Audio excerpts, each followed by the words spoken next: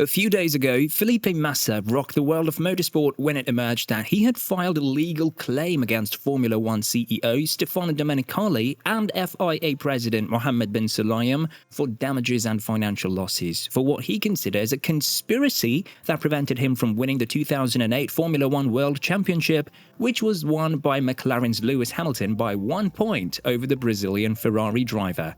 Massa believes that the result of that year's Singapore Grand Prix should be disregarded because Renault driver Fernando Alonso took victory at the Marina Bay Street circuit, aided by an intentional accident by his teammate Nelson Piquet Jr., ordered by the team's management. As a result of Piquet Jr.'s accident, Massa lost a victory that seemed certain and, consequently, points that would have made him the 2008 season champion at the end of that year. Allegedly, of course, because 3 more races took place following that one at Singapore. However, to understand in depth what happened in that race and why Massa decided to dig up what happened 15 years ago, we invite you to watch the video made a few days ago by The Grid Report, and while you're there, subscribe to the channel so that you don't miss the exclusive content we produce on Formula One. Now, after making his legal filing in Britain through a letter before claim, Massa's word was eagerly awaited by the media and Formula One fans to understand what he's looking for with this action, as it is understood that it's virtually impossible to change the name of the 2008 Formula One season champion. The former Sauber, Ferrari and Williams driver gave an interview to the Brazilian edition of motorsport.com last weekend during a race in the Stock Car Series, where he competes in his home country at the age of 42. He said he has formed a large legal team with professionals from Brazil, Great Britain, Switzerland, the United States and France for his legal battle, which he says is aimed at proving that manipulation is not part of the sport, rather than an economic intention.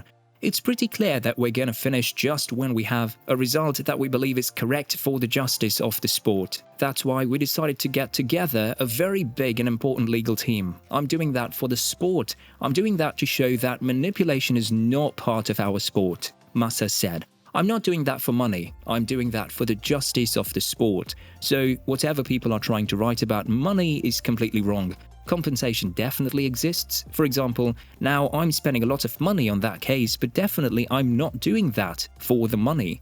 While Massa's intention seems noble when listening to his words about the manipulation of the sport, it seems unlikely that the Brazilian will succeed in his crusade against Formula One and the FIA.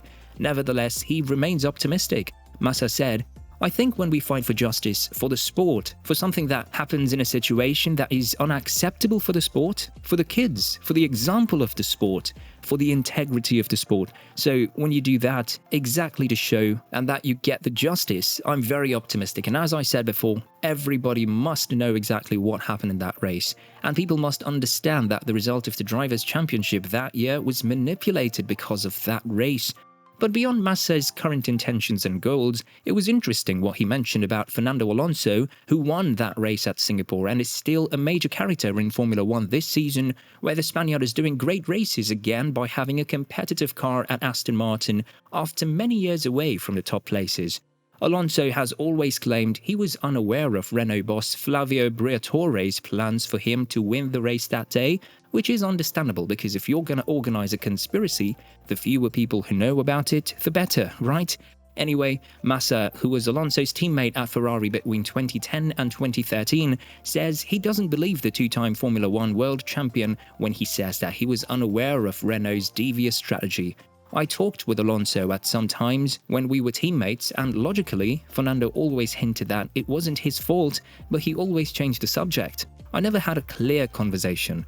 When a person accepts and talks, when the person has the clarity of the things, when the person doesn't want to talk in the right way, we know that maybe he knew everything. I'm sure he did."